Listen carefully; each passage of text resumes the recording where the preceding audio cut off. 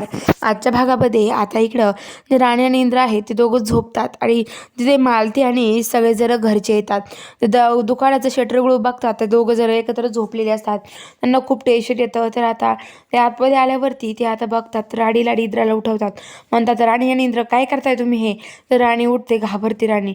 राणी म्हणते की इंद्र सरच झोपले इथे आधी, असं म्हणते. आणि आता ते घरी यायला निघतात. तर आता घरी आल्यावरती मालती राणीचा खूप राग करते.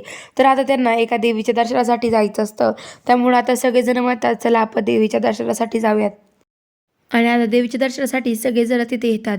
आणि आल्यावरती आता सगळेजण आतमध्ये येतात. आतमध्ये आल्यावरती तिथे काही बायका असतात. त्या म्हणतात की हे बघा, तुम्हाला आम्ही एक सांगू का? तर आता ते एकदा घंटाकडे बघतात वरती.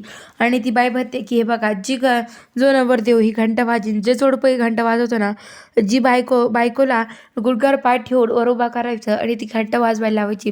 ज्यांच्याकडून वाजन ते खरंच खूप नशीबवान आणि खूप भाग्यवान असेल. त्यांची जोडी 7 जन्मासाठी बांधल्या जाईल, असं म्हणतात. तर आता लगेच राणी इंद्राला खूप आनंद होतो. इंद्र आता खाली बसतो गुडघ्यावरती. राणी इंद्राच्या गुडघ्यावर पाय देते, एक हातावर पाय देते, उभा राहते. आणि आता ती घंटा वाजवते. वाजवल्यावरती आता तिचा हात परत असतो. परत ती पायवर करून ती घंटा वाजवते. सगळ्यांना खूप आनंद होतो, कारण की ती घंटा वाजलेली चांगला असतो. तर आता लगेच बाई म्हणते की तुमचा जोडा हा 7 जन्मासाठी बांधला आहे. तुमचं अतूट एकमेकावर प्रेम आहे. त्यामुळेच तुम्ही आज घंटा वाजवू शकलात, असं म्हणते.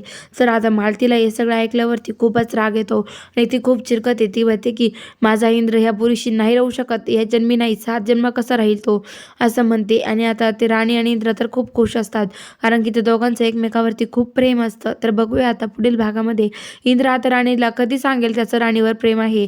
हे सगळं बघून घ्यायला आपल्या चॅनलला लवकरात लवकर सबस्क्राईब करा आणि बघूयात पुढील भागात आता इंद्र कधी सांगेल राणीला.